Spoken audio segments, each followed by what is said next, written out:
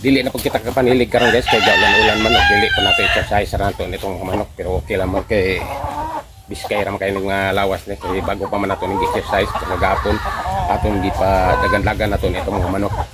Importante po sila guys nga ato yung ipadagan-dagan nitong mga manok ehersisyo jud nato aron kun malagsik ang ilang kalawasan. Pareho ra kini sila sa tao guys, makinanan jud na sila ehersisyo kay kun magsir kag kaon niya wala kay mga exercise imong mga lawas magluya jud ngun gyapon kita na og ang hayop mao sa gyapon mao jud kana atong permi natong pagkabuhaton basta mayor ang timpo guys. Pero karon kay galon ulan man medyo tulot aliksik gani siya, medyo may adlaw man kan gawas pero ga tulot aliksik man dili naman nato sa sila exercise karon kay likod mayo nga mabasa sila ulan nga atong paugnat ang ilang mga kalawasan.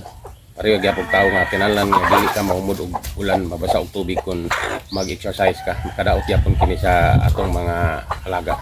Ug ato na naman silang direktang gihatagan sa ilang mapagkaon karon kay sige naman ni nato paabot. Sina magpanguwit nato kay gusto namang muambat. Dili naman kita ka panilig karon, pero okay lang kayo kay kagapon sa hapon nato manggisiligan kini ilang mga nimutangan. Wala pa sila ihugaw kayo. Ato ra mo pili-pilion ang lugar nga wala sila mga iti. Kagapon dito magkita sa Pika side nagpakaon kanila karon diri na puta balik ka. Diri sa ilang lugar diyon nga atong palakanan kanila. Ug dili na lang nato laing alangayon sila guys.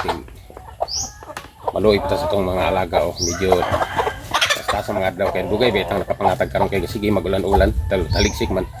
Nagpaabot kita nga motoang karon no sige nagyanggo dato ni kay gusto jud silang mukaon ato nang hatagan sa ilang mga pagkaon kay ready naman kini nanapod kita yung nga tubig nga giandam na kanila daan.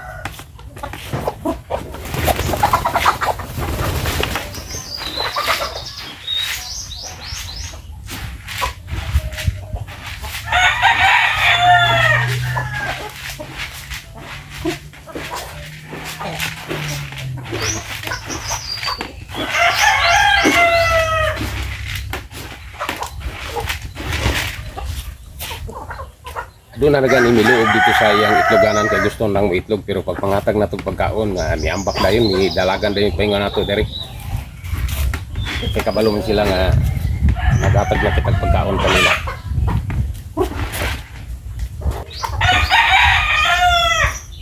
Importante ra gyud ni atong mga manok nga pagkaon gyud nato sila nga ug insakto yung sukod sa ilang nga kaon nga dili gyud sila mahugo ang ilang mga kalawasan kay kun muniwang po ni atong mga manok mo po'y makaingon nga dili jud sila makaitlog ug dugay na po sila mabalikan og pagpangitlog kay ang ilang lawas niwang naman magpauli na pud kana sila ilang mga kalawasan. Kinahanglan nga insakto jud ang atong paghatag kanila mga pagkaon.